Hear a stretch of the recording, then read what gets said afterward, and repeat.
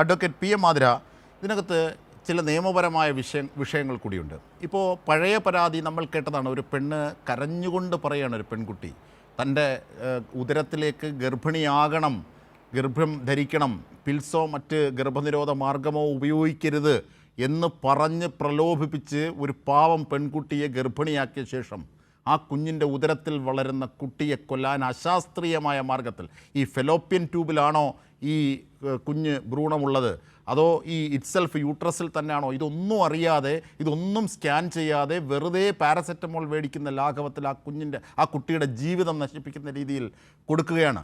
ഇതൊക്കെ ക്രൂരത കേട്ടതാണ്. ഇപ്പോൾ ഇതാ പുതിയ പരാതി എത്തിയിരിക്കുന്നു. ഇതുപോലെ ഒരു കോൺഗ്രസ് നേതാവ് കൂട്ടിക്കൊണ്ടുവന്ന് ഹോം സ്റ്റേയിൽ വെച്ച് കൺസെൻ്റ് ഇല്ലാതെ കടിച്ചു കീറുന്നു ഒരു പെൺകുട്ടിയെ. ഇങ്ങനെ ഒരു നരാധമൻ. നിങ്ങൾ നിയമങ്ങളിലൊക്കെ പറയാറില്ലേ ഈ മോഡസ് ഓപ്പറൻഡിയെക്കുറിച്ച്, അതായത് ഒരു കുറ്റകൃത്യം ചെയ്യുന്നതിലെ സമാനതകൾ, ചില കുറ്റവാളികൾ, ഇയാൾക്കും ആ സമാനതയുണ്ട്. ആദ്യ പെൺകുട്ടിയെ എങ്ങനെയാണോ പീഡിപ്പിച്ച് നശിപ്പിച്ചത് അതുപോലെ, നശിപ്പിച്ചു എന്ന വാക്ക് ശരിയല്ല, കാരണം അവരല്ല നശിക്കുന്നത്, കുറ്റവാളിയാണ്. പക്ഷേ ഞാൻ ആ പ്രയോഗം അങ്ങ് ഉപയോഗിച്ചു എന്നേ ഉള്ളൂ. അപ്പോൾ ഈ പെൺകുട്ടിയെയും അതുപോലെ കൊണ്ടുവന്നിട്ടാണ് ഇങ്ങനെ പീഡിപ്പിക്കുന്നത്. അതുപോലെ ഗർഭിണിയാക്കണം എന്ന് വാശി പിടിക്കുന്നു. അതിനുശേഷം ആ കുഞ്ഞിൻ്റെ കൊല്ലാൻ മുതിരുന്നു. അതേ ഒരേ രീതി ഈ ക്രിമിനലിന്. പി എം മാതിര, സത്യത്തില് സമാനതകളില്ലാത്ത ക്രൈമാണ് സംഭവിച്ചുകൊണ്ടിരിക്കുന്നത്. രാഹുൽ മാങ്കൂട്ടം പ്രതിയായി നിന്നുകൊണ്ട് പല പെൺകുട്ടികളുടെ മീതെ, പല സ്ത്രീകളുടെ മീതെ നടക്കുന്നത് സമാനതകളില്ലാത്ത ലൈംഗിക കുറ്റകൃത്യങ്ങളും സ്ത്രീകൾക്ക് നേരെ നടത്തിക്കൊണ്ടിരിക്കുന്ന അതിക്രമങ്ങളുമാണ്.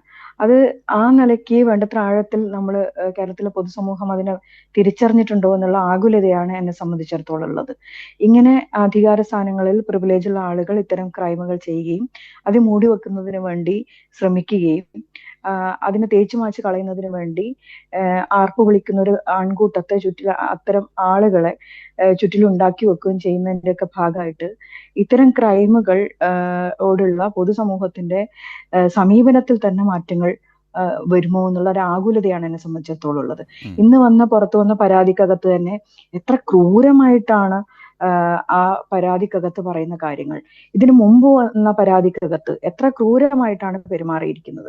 നമ്മുടെ സമൂഹം മുന്നോട്ട് പോകുന്തോറുമാണ് ഇതൊക്കെ ഒരു കുറ്റകൃത്യമാണ്, ആഴത്തിലുള്ള കുറ്റകൃത്യമാണ് എന്നൊക്കെ തിരിച്ചറിഞ്ഞുകൊണ്ട് ഒരു സിവിലൈസ്ഡ് സൊസൈറ്റി മുന്നോട്ട് പോകാനുള്ള ശ്രമങ്ങളാണ് നീതിന്യായ വ്യവസ്ഥയും നിയമവ്യവസ്ഥയൊക്കെ ഉള്ള ഒരു ആധുനിക സമൂഹത്തിൽ സംഭവിച്ചുകൊണ്ടിരിക്കുന്നത്. പണ്ടുള്ള കാലത്ത് സ്ത്രീകളെ മീതെ ഇത്തരം അതിക്രമങ്ങളൊക്കെ നടത്തിയാൽ തല്ലാനും കൊല്ലാനും ഒക്കെ അധികാരമുള്ള പ്രമാണിമാരുണ്ടായിരുന്ന ഒരു കാലത്ത് നിന്ന് അതിനോട് കണക്ക് പറഞ്ഞ് അതൊക്കെ അവസാനിപ്പിച്ചിട്ടാണ് മനുഷ്യരുടെ മനുഷ്യാന്തസ് ഉയർത്തിപ്പിടിക്കും വിധമുള്ള നിയമങ്ങൾ ഈ നാട്ടിനകത്തുണ്ടായതും നീതിന്യായ വ്യവസ്ഥ ഉണ്ടായതും. അതിനെയൊക്കെ പരസ്യമായി വെല്ലുവിളിച്ചുകൊണ്ടാണ് ഇങ്ങനെയുള്ളൊരു സംവിധാനം, ഇങ്ങനെയുള്ള ഒരാൾ വളർന്നുകൊണ്ടിരിക്കുന്നത്. അത് മുഖ്യധാര രാഷ്ട്രീയ പ്രസ്ഥാനത്തിന്റെ ഭാഗമായി നിന്നുകൊണ്ട്, ജനപ്രതിനിധിയായി നിന്നുകൊണ്ട്, അതിനൊക്കെ അപ്പുറത്തേക്ക് സോഷ്യൽ മീഡിയ ഉൾപ്പെടെ ഉപയോഗപ്പെടുത്തിക്കൊണ്ട് ഒരു വലിയ ഫാൻ ഗ്രൂപ്പിനെ സെറ്റ് ചെയ്തുകൊണ്ട്, എന്ത് പറഞ്ഞാലും ആർപ്പ് വിളിക്കുന്ന ഒരു ഫാൻ ഗ്രൂപ്പിനെ ഉണ്ടാക്കിക്കൊണ്ട് ഒക്കെ ഇവര് ഈ സംവിധാനത്തെ, ഈ നീതിന്യായ സംവിധാനം കടന്നു വന്ന ഒരു കാലത്തെ തന്നെ വെല്ലുവിളിക്കുന്നതാണ് എന്നെ ഇതിനകത്ത് ഉത്കണ്ഠപ്പെടുന്ന ഏറ്റവും പ്രധാനപ്പെട്ട കാര്യം. ഇങ്ങനെയുള്ള ക്രൈമുകളാണെന്ന് ഐഡന്റിഫൈ ചെയ്ത് ആ ക്രൈമുകൾ സിവിയർ ഒഫൻസ് ആണ്, കൂടിയ കുറ്റകൃത്യങ്ങളാണ്, സെഷൻസ് ഒഫൻസുകളാണ്, ജീവിതകാലം മുഴുവൻ ജയിലിൽ കിടക്കേണ്ടുന്ന കുറ്റകൃത്യമാണ് എന്നൊക്കെ പറയാൻ കഴിയും വിധം നിയമം നടന്നു വന്നൊരു വഴിയുണ്ട്. ഒരുപാട് സ്ത്രീകളുടെ കണ്ണീരിലും ചോരയിലും ചവിട്ടി നിയമം നടന്നു വന്നൊരു വഴിയാണ്.